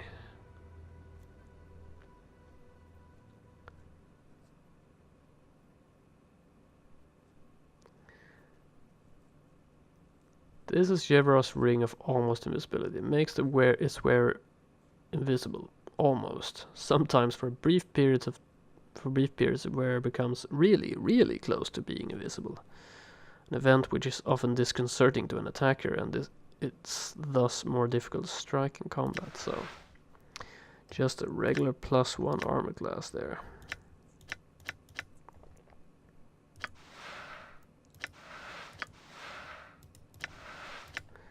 I don't think we have any ring we can displacer ring is more useful, yeah.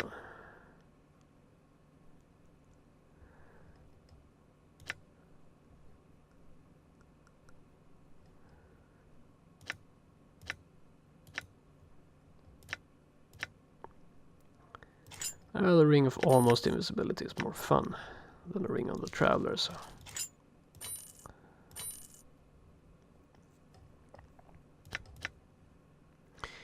Lady of Pain Ragdoll. Talk to item.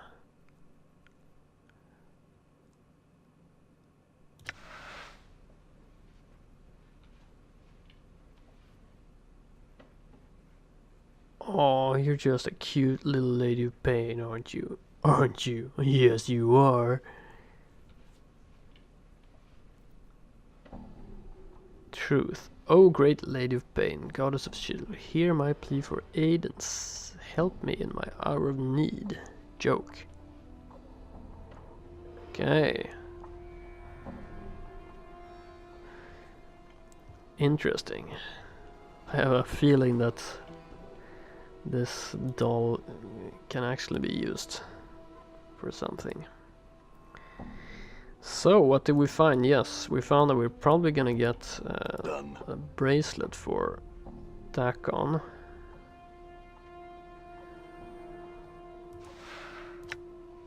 But right now I don't have a friend spell ready. And now we want to get Cloud Kill as well, I think, from there. Alright. Cafe Patron. Huh? Ammonium Officers, I'm gone.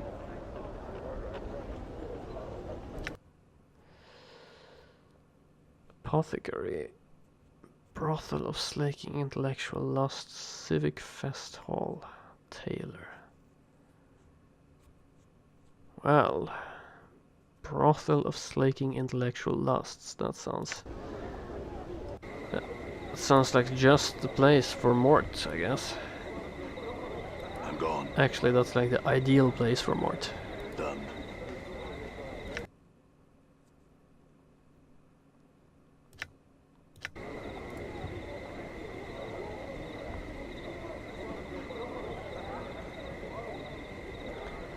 Jolmy's messenger. Who the hell is Jolmy? I'm gone. This slender young man approaches you wearing a somewhat worried expression. 1,000 pardons, sir, but I'm looking for a certain man, and I think you might be able to help me. Oh, how so? I'm a messenger, sir, who seeks a man it said cannot die. A scarred man, for whom death is nothing but the most trivial of annoyances. You match the admittedly vague description I was given, sir, and I have wondered if you were he. Just who wants to know?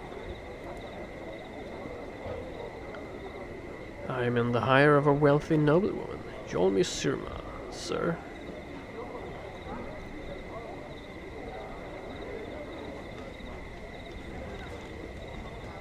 Well, I'm the man you're looking for. He nods, then bows deeply to you. A message for you then, sir. Mistress Jolmy of the House of Surma, a lady of high standing, has sent me. Mistress Jolmy would meet you in the Civic Fest Hall, where she would make a proposal, of which I know nothing, to you. Should you choose to seek her out, she wears green silks trimmed with gold and has hair the color of blue steel. That is the extent of my message, sir. Farewell. Yeah. Updated my journal. Okay. Alright. Well, I'll talk to the noblewoman after we're done at the brothel.